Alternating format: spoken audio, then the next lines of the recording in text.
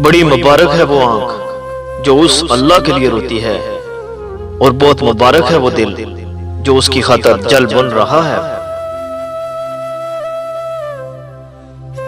ज़ाहिरी गुफ्तगू गुबार की मानत है, खामोश रहने की आदत डाल और गुबार को फटने दे ताकि तेरे लिए बातन का रास्ता खुले।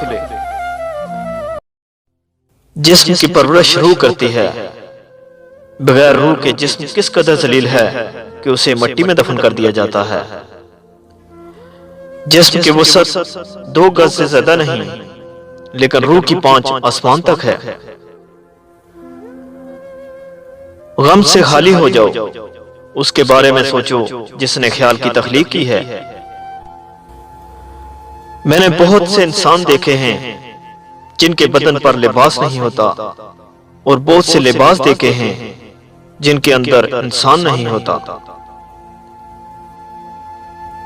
अगर तू चाहता है कि दिन की तरह रोशन हो जाए तो अपनी हस्ती को अपने दोस्त के सामने जला डाल। जब इंसान की आंखों से नदामत के आंसू बहते हैं तो इस पर रब की रहमत बरसती है।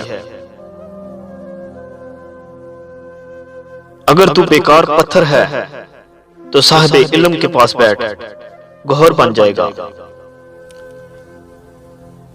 जिस शख्स ने जिंदगी में सरकारे दो आलम सल्लल्लाहु अलैहि वसल्लम से इश्क नहीं किया तो उस शख्स ने खुद को जिंदा ही जहन्नम में डाल दिया।